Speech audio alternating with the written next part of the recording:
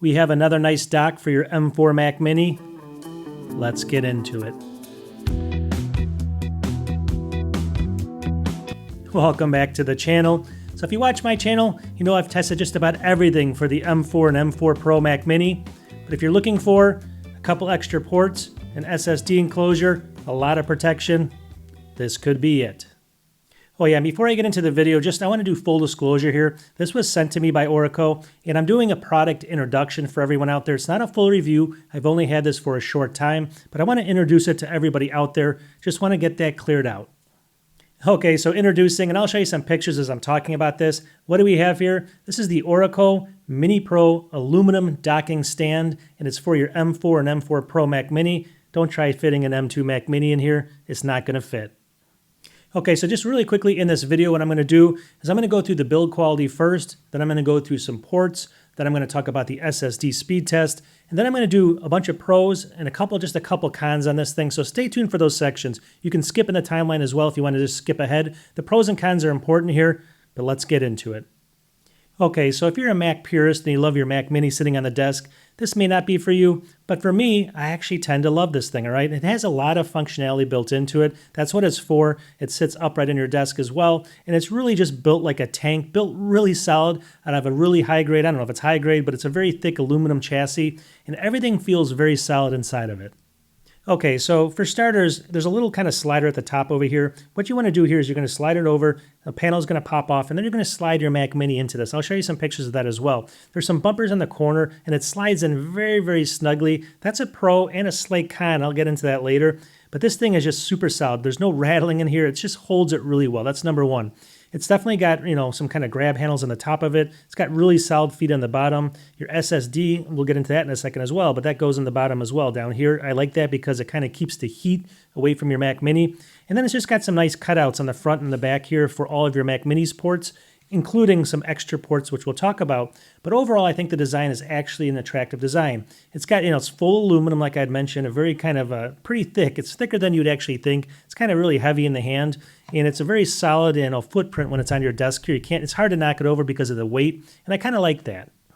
Now, a big one for a lot of people, it never really affected me that much, but by having it in this orientation, you do get access now to the power button. I'm going to show that over here. So you actually do have a power button you can easily access now on the Mac Mini without moving the device. And like I said, you can hit this power button. It's not going to move this because it's so heavy.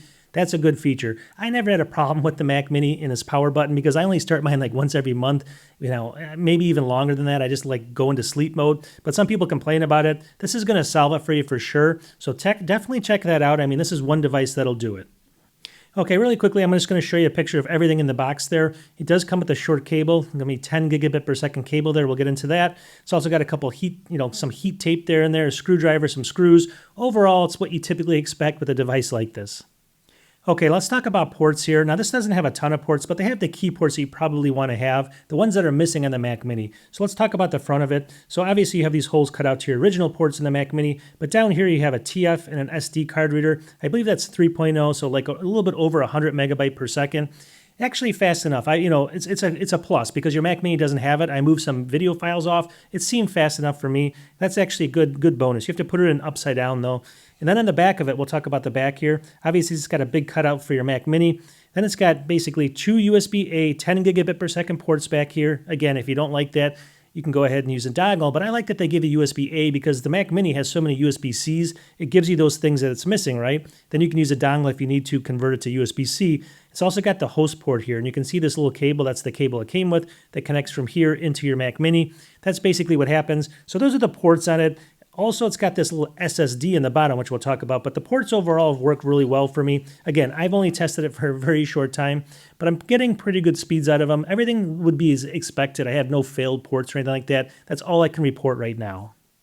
Okay, let's talk about the SSD now. It's on the bottom of this. I'll show you some close-ups. You basically unscrew a screw and it presents the SSD enclosure there. Again, it's not Thunderbolt. It's a 10 gigabit per second enclosure. And I'm going to prove to you that it's fast enough for most people in about 1 second here, about 10, 20 seconds. But first of all, before I do that, what I'm going to be testing here is if you look over here, the drive that I used actually is called the ORICO. It's the 07000, I believe. So this is the one I just used. It's going to take any M.2 NVMe drive. It does not take SATA. So M.2 NVMe drives. drives. The one I'm testing with is right here. You can see for 1 terabyte, it's $61.99, so pretty good price there. 2 terabytes on this version over here as well. If this ever loads in, is going to be $110 here, so 15% off right now. So that's the drive I used. Again, it doesn't have to be ORICO. It should work with any M.2 Gen 4 drives that are NVMe, so just keep that in mind. So let's do a speed test here on Blackmagic and see what we get. Okay, it's actually pretty good. So on a 10 gigabit per second connection, it got exactly what we expected here. You can go ahead and see it's about a 972 megabytes per second on the writes, and what is it, close to 900 on the reads. That's typically what you're going to get here, obviously with all the overhead and stuff. I've seen ones get less than this. This scored pretty well there. But what does this mean kind of? Let's just show you what this means.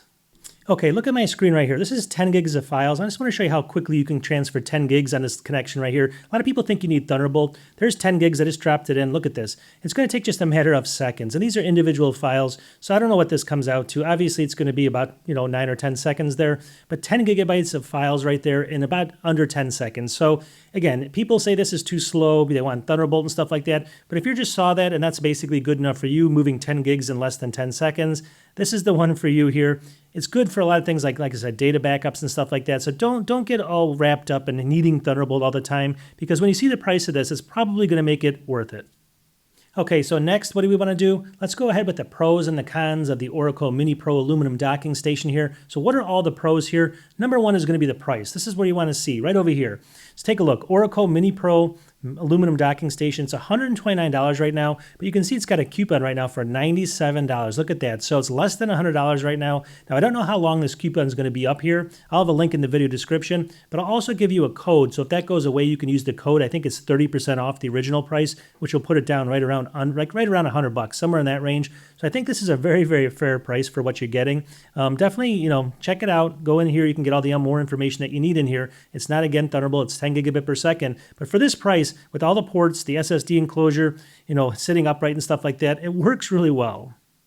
Okay, so a couple of the other pros here. It's going to have the actual access to the power button. That's a huge pro there. It also gives you SD card readers and USB-A ports if you actually want those. The Mac Mini doesn't come with that. That's a huge thing there as well.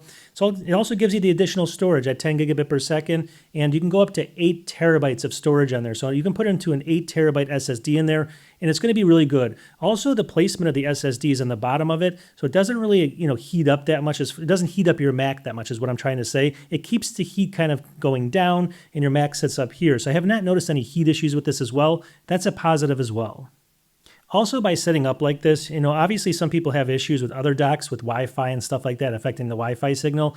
I found that any device you put next to it, you're going to get slightly affected, but this one is very close to being almost not affected just because it sits upright. Usually that gives you an advantage because it's pointing the bottom of the Mac Mini at your Wi-Fi. So overall, I think this kind of solves that issue. At least you're going to be about equal here, if not maybe just a little bit less, but compared to some of the other options out there, obviously this is going to be better because of the orientation. And then the last pro here is going to be the protection of it. It's really solid in here. It does not shake around. It's got rubber bumpers. It won't scratch your actual device here. So it keeps it really solid. It's almost like you could drop this. I wouldn't test it that way and nothing would happen. But overall, very solid. Okay, let's go through the cons now, at least the cons I could find on here. Number one is going to obviously be, is the design right for you or is it not right for you? It could be a positive or a con, so that's one of them. Obviously, you have to make the decision on that. Number two is going to be 10 gigabit per second versus Thunderbolt. Like I showed you, 10 gigabits in like less than 10 seconds or just about 10 seconds. Fast enough for most people, even though you don't think it. When you see it in real life, it's fast, right? What else do we have here? The rubber bumpers. This is the con here as well as the pro, like I mentioned before. When you slide it in there, it's so tight that it's very difficult to jimmy it back out. That's the problem. So when you get it in there, you want to keep it in there. And if you want to get it out, you have to be very, very, it takes a while to kind of inch it up and then finally get it out. So once it's in there pretty good. But I guess that's kind of a pro and a con because it keeps it from sliding around. That's going to be a good one. Another kind of con here is you could see a slight drop in Wi-Fi, very, very minimal. But again, compared to other docks I've tested, it's been probably as good or better than those. So just keep that in mind. You might see a little bit, but you can point this and orientate this towards your Wi-Fi, which should help out quite a bit. And then finally, there's no USB-C extra ports in here. They're just USB-A and the SD card readers. Obviously, it's a smaller dock, but those are the ports that are missing from the Mac Mini. And if obviously, it's not going to be for everyone, but for the people that want that, it's a good choice. Okay, so I'm going to wrap up this kind of introduction to the product. Again, this is not a full review. I haven't had it long enough to go through testing. I don't know the quality of it long term. And I get so many of these products, it's hard for me, obviously, to keep using them, 6, 7 months, 8 months into the future because I only have a couple, well, actually one M4 Mac Mini right now. So at the end of the day, though, I just want to introduce this as another option out there. And there's so many different options coming out. This one's obviously quite unique in the design and also some of the functionality, but overall, they're similar. But the orientation is one of the big ones where you can actually point this towards your Wi-Fi router and you're not usually going to affect it. So that's pretty good there. I like this. It's a good product, and I think the price is very fair, especially with that discount. Try to get it for around the $100 price point, and it's totally a good price option in there, especially with the storage up to 8 terabytes. So we'll talk to you guys in the next one. Just doing another product introduction on the M4s. I hope you like these, and we'll see you in the next one. Peace.